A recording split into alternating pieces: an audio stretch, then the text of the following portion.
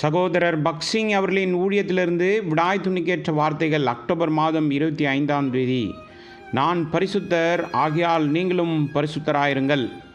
1 பேதுரு புஸ்தகம் 1வது அதிகாரம் 16வது வசனம்.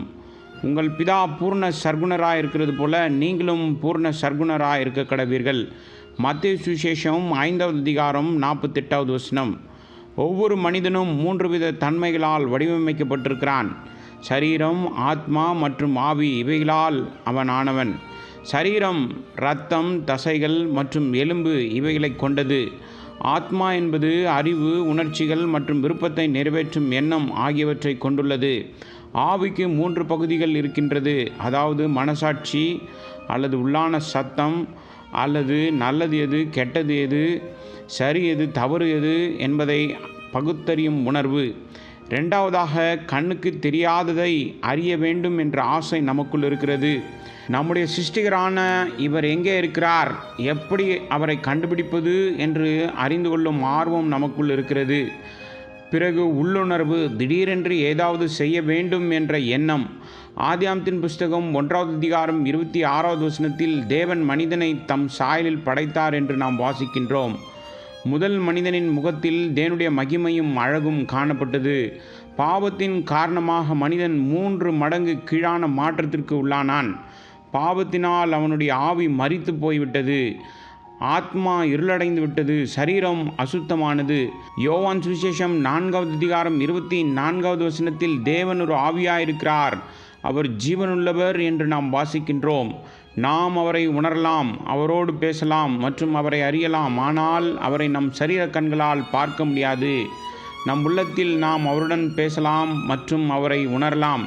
நாம் பாவத்தில் வாழ்ந்து மன்னிக்கப்படாத நிலையில் இருக்கும் வரை நம்மில் எவரும் தேவனுடைய பிரசன்னத்தை உணரவோ அல்லது அவருடைய சத்தத்தை கேட்கவோ முடியாது. ஏனென்றால் அவர் பரிசுத்தமான தேவன். எபிரேயருக்கு நிருபம் 12வது அதிகாரம் 14வது வசனத்தில் பரிசுத்தம் இல்லாமல் ஒருவனும் தேவனை தரிசிக்க முடியாது. மத்தேயு சுவிசேஷம் 5வது அதிகாரம் 8வது வசனத்தில் இருதயத்தில் சுத்தமுள்ளவர்கள் பாக்கியவான்கள், அவர்கள் தேவனை தரிசிப்பார்கள். நாம் பரிசுத்தமானவர்களாய் இருந்தால் தேவனை தரிசிக்கலாம். 1 பேதுரு புஸ்தகம் 1வது அதிகாரம் 16வது வசனத்தில் நம் தேவன் பரிசுத்தர் என்று சொல்கிறது.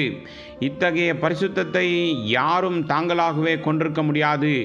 நமக்கு நித்தியமான பரிசுத்தம் இருக்க வேண்டும் என்று தேவன் விரும்புகிறார். மத்தேயு சுவிசேஷம் 5வது அதிகாரம் 48வது வசனத்தில் ஆகையால் பரலோகத்தில் இருக்கிற உங்கள் பிதா பூர்ண சர்க்குணராய் இருக்கிறது போல நீங்களும் பூர்ண சர்க்குணராய் இருக்க கடவீர்கள் என்றார். நம்மில் எவரும் நம் சொந்த முயற்சியால் தேவனுடைய பரிபூர்ணத்தையும் பரிசுத்தத்தையும் பெற முடியாது.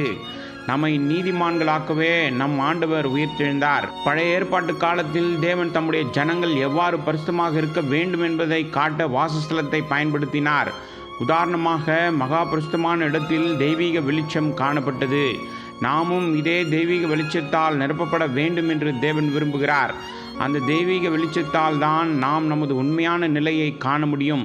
சாதாரண பரிசோதனை மூலம் கண்டுபிடிக்க முடியாத சில நோய்கள் இருக்கின்றது. சில ஆண்டுகளுக்கு முன்பு எக்ஸ்ரே கண்டுபிடிக்கப்பட்டது. இவை சரீரத்தின் உள் உறுப்புகளின் நிலை மிக தெளிவாக வெளிப்படுத்தி காண்பிக்கின்றது. எக்ஸ்ரே மூலம் எலும்பு முறிவு உள்ளதா என்பதை அறியலாம். அதே போல தேவனுடைய வெளிச்சம் நமக்குள் வரும்போது தேவன் நம்மை பார்ப்பது போல் நாம் நம்மை பார்க்க உதவுகிறது. மேலும் தேவனுடைய மகிமையும் அழகையும் பார்க்க உதவுகிறது.